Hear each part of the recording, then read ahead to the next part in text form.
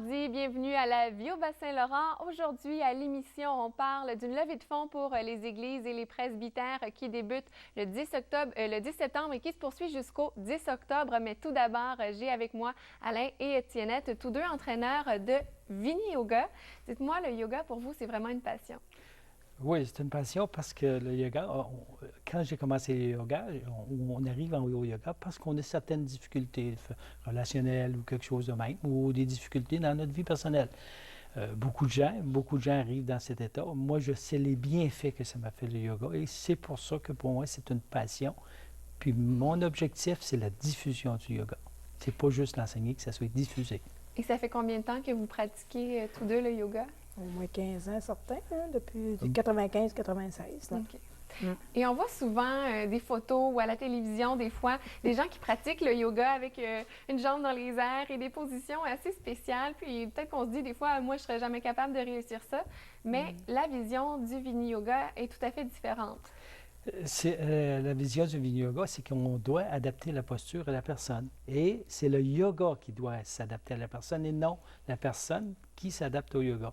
Alors donc, les postures acrobatiques, on est capable de les faire, mais il faut commencer par les postures simples. Puis on n'est pas obligé de les atteindre. Le but du yoga, c'est vraiment avoir, comme j'ai déjà dit, une paix intérieure, puis c'est aussi à obtenir une souplesse dans notre corps. Puis être à l'écoute aussi, à l'écoute des tensions.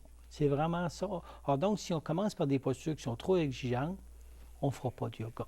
On va faire de l'exercice. Puis aussi, quand Alain parle de souplesse dans le corps, c'est aussi de souplesse dans le mental aussi. Si on est souple dans notre corps, on est souple dans notre mental. Puis si on est raide comme une barre, bien là, ça emmène des tensions. Et il y a beaucoup de gens qui vont venir suivre des cours de yoga parce qu'ils ont des problèmes soit dans leur vie ou soit des problèmes également de santé. Et il y a beaucoup de bienfaits sur les problèmes physiques, mais aussi mentaux. Oui, parce que le yoga, on commence par le corps. On regarde si le corps est en forme. Puis, en définitive, qu'est-ce qui arrive avec des problèmes physiques et mentaux? C'est que les corps, comme on dit, la personne est éloignée de ce qui se passe dans sa vie, dans son corps, dans sa tête. Alors donc, le yoga rapproche peu à peu pour éliminer ça graduellement. Puis, il ne faut pas que ça soit éliminé d'un coup, ça élimine graduellement, sans effort, puis sans penser aussi au passé. Le yoga, c'est un chemin pour avancer. Puis c'est vraiment un chemin que tu laisses faire le passé, on ne règle rien dans le passé pour le futur. Et le chemin est vraiment là. Dans les sutras qu'on étudie, c'est bien décrit comment faire pour avancer. Et est-ce que c'est possible de pratiquer le yoga même avec des problèmes de dos, des problèmes de jambes? Tout le monde peut pratiquer le yoga, en autant qu'on adapte les postures. OK. Puis on va selon. Je suis sûre que si une personne n'est pas capable de, exemple, de se placer sur la tête, de toute façon, on n'enseigne plus ça maintenant, Ouais. c'est comme ça que ça s'enseignait avant. On lui donne des postures qu'ils sont capables de faire. Parce qu'autrement, il y a trop d'écarts entre ce qu'ils sont capables de faire et ce qu'ils voudraient faire aussi. Fait que puis c'est aussi de prendre du temps pour soi. Parce qu'avec la vie qu'on mène, on est stressé partout, de performance. Mais en yoga, il n'y a pas de performance.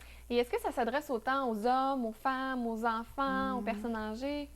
Ça s'adresse à tout le monde qui a le goût d'être bien. Qui ont tout simplement le goût d'être bien dans leur corps, dans leur mental. Moi, des problèmes physiques, des problèmes de dos, j'ai arrivé au yoga avec des problèmes de dos. Qu'est-ce qu'on fait? On ne va pas tout de suite toucher au dos, on fait le tour du problème, jusqu'à temps qu'on sente à un moment donné que la personne est capable d'enlever ses tensions. C'est la personne qui fait les efforts pour enlever ses tensions, par la pratique persévérante. Et très bientôt, vous allez offrir des formations pour devenir entraîneur de yoga pour les gens soit qui sont passionnés ou qui pensent qui aimeraient vraiment faire leur part, en fait, en donnant des cours de yoga.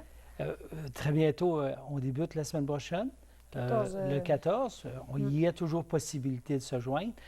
Notre but, nous autres, c'est que ces gens-là, au premier départ, c'est qu'ils fassent le cours d'enseignant pour eux autres mêmes, pour justement leur transformation personnelle. Puis après, ils vont être capables de faire la diffusion, la transmission du yoga. Et je vais vous dire une chose, moi, là, quelques temps, avant de faire du yoga, j'avais de la misère à parler à 2 personnes à la fois. Alors donc, ça nous fait relever la tête, ça nous fait avoir beaucoup de détermination et dans la simplicité. Puis aujourd'hui, vous êtes à la télé. Oui. Donc, ça a plusieurs bienfaits. Pour les personnes qui sont intéressées à découvrir le yoga, est-ce que vous donnez des cours encore? Est-ce qu'il y a des groupes qui sont ouverts pour pouvoir s'y joindre? Oui, il y a au moins 7 groupes par semaine. OK. Et il y a toujours un peu de place. Il n'y a pas des tonnes de place, mais une, deux places. Des fois, quelqu'un il a un rendez-vous, il est obligé de s'absenter. Il y a toujours de la place. Il s'agit d'appeler. Puis s'il n'y en a pas, ben, on va les mettre sur une liste d'attente. Puis aussitôt qu'il va y avoir une place, on va les appeler. C'est des groupes de combien de personnes? 10 à 14. Donc, c'est quand même relativement des petits groupes. C'est ça. Et c'est aussi offert à plusieurs heures durant la semaine pour que ça puisse aller dans les horaires de plusieurs personnes. Ouais. Oui, parce qu'on en a à 1h30 dans l'après-midi, on a à 9h15 le dimanche matin, on a à 5h le soir, puis on a à 8h moins quart. OK, donc... Puis on a à 3 7h heures. moins quart, On a excuse. 3 heures là, 3 heures. aujourd'hui. Oui, cet après-midi, il y a un cours qui commence le lundi.